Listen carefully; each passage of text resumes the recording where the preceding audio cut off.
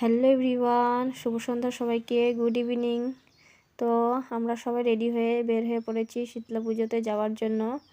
আর আজকে সন্ধ্যার সময় মারা এসেছে, মা দুই বোন, তো ওদেরকে একসাথে নিয়ে আমরা চলে এসেছি পাড়া শীতলা পুজোতে।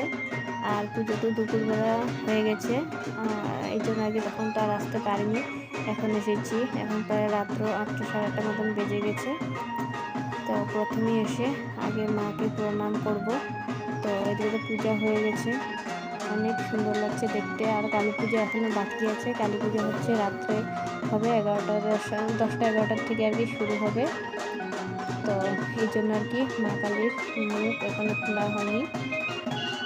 তো দেখতে পাচ্ছি অনেক মানুষ এসেছে আর অনেক মানুষ এসে চলে গেছে। আর সেটাই আর কি, এখন আমি এসেছি তো একটু প্রথমে মাকে ভিডিও করে নিয়েছি প্রথমে আস্তে আস্তে।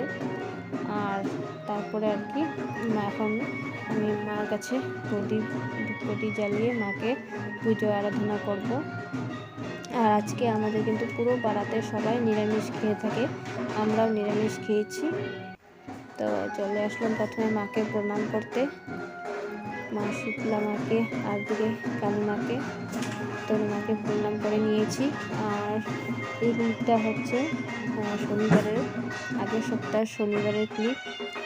তো একটু ভিডিওগুলো দিতে লেট হচ্ছে, কারণ এই কটা দিন আমি অনেকটাই বিজি ছিলাম, এর জন্য আর কি ভিডিওটা এডিট করে দিতে সময় মতন পারিনি, একটু লেট হয়ে গেছে।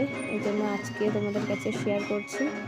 তো তোমরা আমার পাশে থাকো, অনেক কটা ভিডিও আসবে, সব কটা আর কি ভালো লাগলে কমেন্ট করে জানিও। তো এদিকে আমি আর আমার মেয়ে মিলে পুজো করে নিয়েছি মাকে, তারপর এদিকে মাকে আমার মেয়ে প্রণাম করে নিয়েছে।